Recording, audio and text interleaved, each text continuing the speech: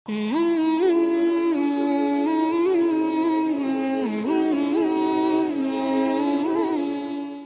আলাইকুম রহমতুল্লাহ বারাকাতু। বিআরবি মোনাজাতের পক্ষ থেকে আপনাদের সকলকে স্বাগত জানাচ্ছি। প্রিয় দর্শক, আজকে আমরা এই পবিত্র রোজার দিনে সবচাইতে বেশি জরুরি যেই জিনিসটি আমাদের জানা দরকার, যেটি হচ্ছে মানুষের হক, বান্দার হক। আল্লাহ রাবুল আলমিনের হক, নামাজ, রোজা, হজ, জাকাত আপনি পালন করলেন না করলেন এটি আল্লাহ রাবুল আলমিন বুঝবেন। আল্লাহ চাইলে আপনাকে শাস্তি দিবেন, না চাইলে মাফ করে দিয়ে দেবেন, এটা আল্লাহর ব্যাপার।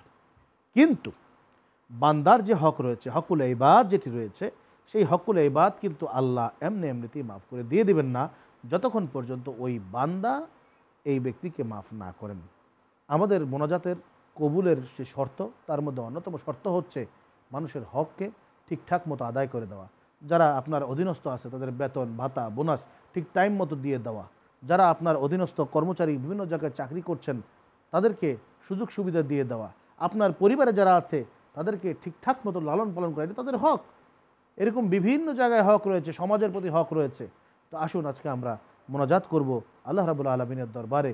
এই যে এতদিন যাবৎ রমজান মাসে আমরা যাদেরকে নিয়ে মোনাজাত করছি, যারা ক্যামেরার পিছনে রয়েছেন, স্ক্রিনের পেছনে যারা কাজ করে যাচ্ছেন, তাদের সকলের জন্য আজকে আমরা মোনাজাতের শরিক হব, যাতে করে আপনি রোজাদার, আপনি রোজা রেখেছেন, আপনার মোনাজাতকে যেন আল্লাহ তাআলা তাদের জন্য কবুল এবং মঞ্জুর করে দিয়ে দেন, সেই মর্মে আজকে আমরা মোনাজাত করব। আল্লাহুম্মা আমিন।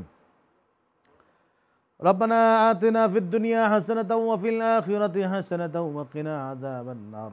ইয়া রাব্বাল আলামিন, এতদিন যাবৎ আল্লাহ যাদেরকে নিয়ে এই রমজান মাসের মোনাজাত অনুষ্ঠান পালন করলাম, বিশেষ করে এই অনুষ্ঠানকে যারা স্পন্সর করেছেন সেই বিআরবি কোম্পানি, বিআরবি গ্রুপ, রাব্বাল আলামিন বিআরবি গ্রুপের মালিক মহোদয় যারা রয়েছেন, এর চেয়ারম্যান, এর ডিরেক্টর এবং এর অফিসার্স বৃন্দ যারা রয়েছেন, প্রত্যেককে আপনি কবুল ও মঞ্জুর করে নেন। বিশেষ করে মাহবুদ তাদের রোজাগুলোকে কবুল করে নেন। তাদের ধন দৌলতের মাধ্যমে আল্লাহ তারা যেই ইসলামী অনুষ্ঠানের আয়োজন করেছেন, রাব্বুল আলামিন দয়া করে তাদের ধন সম্পত্তিতে আল্লাহ আপনি বরকত দান করে দিয়ে দেন। মানুষের জন্য আল্লাহ আপনি কাজ করার তৌফিক দান করে দেন। ইয়া রাব্বুল আলামিন, আমার এই ভাইরা যারা যারা কষ্টে রয়েছেন, কেউ আর্থিক কষ্টে রয়েছেন, কেউ মানসিক কষ্টে রয়েছেন, কেউ পারিবারিক কষ্টে রয়েছেন, আল্লাহ দয়া করে আল্লাহ তাদেরকে এই সমস্ত কষ্ট থেকে আপনি পরিত্রাণ দান করেন। বিশেষ করে আল্লাহ অনেকেই অনেকের হক নষ্ট করছে, ইনাদের হক কেউ কেউ নষ্ট করছে।